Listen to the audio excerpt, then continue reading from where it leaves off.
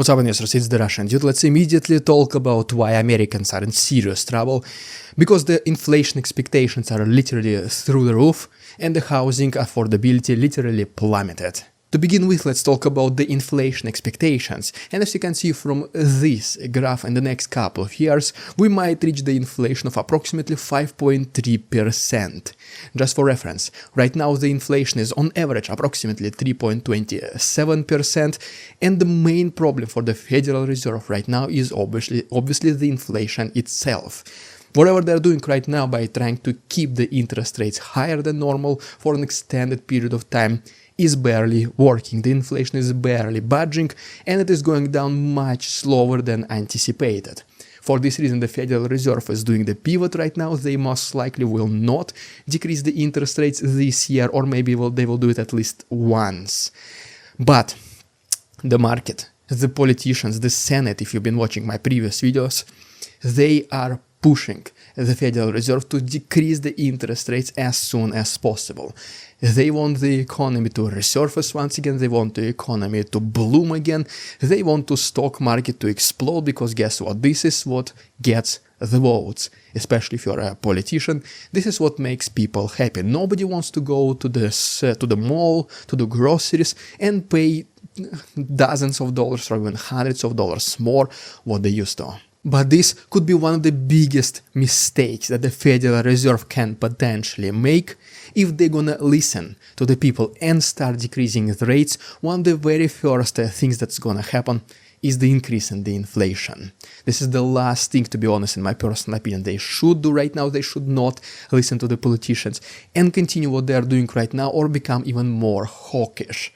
Personally, I think that the stock market, the market itself, the economy can still handle a couple of more rate hikes, because inflation is what can devastate the economy even further, even more. People will not care about how much is the interest rates, how big they are, but people will care whenever they see prices in the grocery stores for the cars and their electricity, water bills and so on. Obviously, if the Federal Reserve will listen to the politicians and to the people and decrease the interest rates, yes, the headlines are gonna be good, everything is back to normal, the inflation is going down, Federal Reserve is reducing the interest rates, so let's clap, we're gonna get back to normal life. But this normal life, yes, it will mean that the economic activity will increase, people will buy more houses, more cars, invest more, get more jobs, things like this. Well, this is exactly what's going to contribute to the inflation. And this graph once again shows the long-term inflation expectations, which can reach 5.3% in the next couple of years,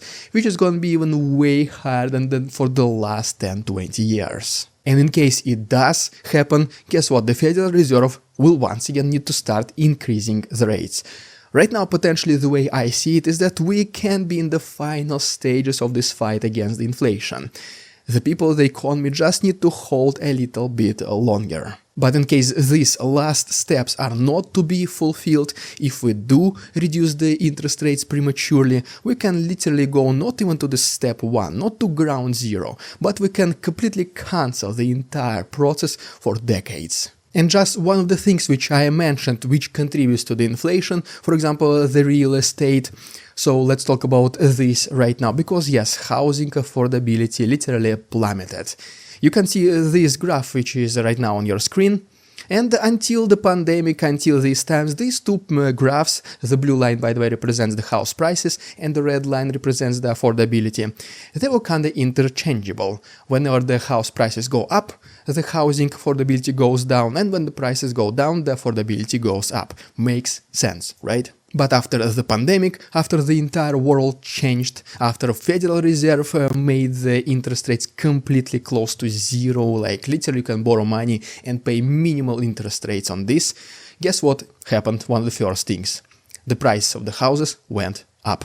It is a very basic relationship between the price of a house and the interest rates, because whenever the interest rates are low, the price of the house goes up.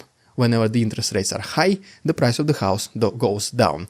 Literally the easiest way to look at this. But right now we're going through an absolute phenomena, which means that yes, the house prices did go up after the pandemic, after the interest rates were close to zero.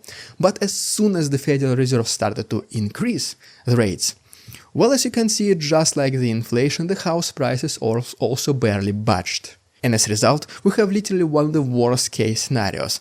The house prices are expensive, the interest rates are high, so mortgages become less and less affordable. Well, this is confirmed by this graph, showing that the housing affordability literally plummeted in just the last couple of years. So once again, coming back to the original point of this video, you can only imagine how much worse the situation can get if the interest rates will start to be decreasing.